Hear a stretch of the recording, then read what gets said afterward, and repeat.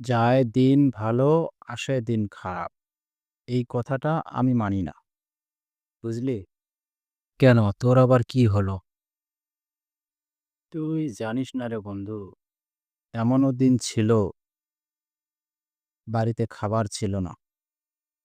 একটা চা কিনে খাওয়ার মতো পয়সা পকেটে ছিল না।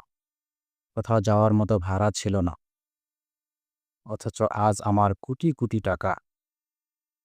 মন যখন যেটা করতে চাচ্ছে সেটাই করতেছি। ২ হাতে টাকা উড়াচ্ছি। এটা কিভাবে হলো? সুপারি ব্যবসা করে আমার ভাগ্যটা খুলে গেছে। অল্প দিনের ব্যবধানে আমি কোটি, কোটি টাকা ইনকাম করছি।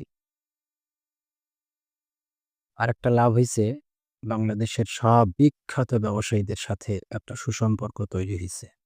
তারা আমাকে অন্ধের মতো বিশ্বাস করে। যেকোনো মুহূর্তে ১০ কোটি টাকা চাইলেও ১০ মিনিটের ব্যবধানে তারা আমার অ্যাকাউন্টে ট্রান্সফার করে দেয়। ঠিক তাই এলাকার ব্যবসায়ীরা এবং এলাকার সাধারণ মানুষও আমাকে অন্ধের মতো বিশ্বাস করে। যখন যত টাকা চাই সাথে, সাথে এনে আমার হাতে তুলে দেয়। কবে দিব সেটাও জানতে চায় না। তুই আসলেই সফল এবং ভাগ্যবান বটে। তো দোস্ত, গত হাটে দেখলাম তোর সাথে একটা সাধারণ ফড়েয়ার দারুণ গ্যাঞ্জাম লাগছে। আসলে বিষয়টা কি ছিল বলতো শুনি। আরে সে কথা আর কি বলবি? ওই ফরেয়ার কাছে ১০ পণ সুপারি কিনছিলাম ৳৬,০০০ দিয়ে। সুপারিটা কিনার পর দেখি ব্যাগে টাকা নাই। ওই ফরেয়া কোনো কিছুতেই আমাকে বিশ্বাস করবে না এবং সুপারি আমাকে বাকি দিবেই না। পরে আরেক ফরেয়ার হাতে পায়ে ধরে অনেকক্ষণ অনুরোধ করে ২ দিনের জন্য ৳৬,০০০ হাওলাত নিয়ে ফরেয়াটাকে বিদায় দিছি। তুই বিশ্বাস করবি না, যদি ওই ফরেয়ার কাছে ৳৬,০০০ হাওলাত নিয়ে তাকে বিদায় না দিতাম, তাহলে লোকজনের সামনে আমি ওই ফরেয়ার কাছে নিশ্চিত মাইর খেতাম।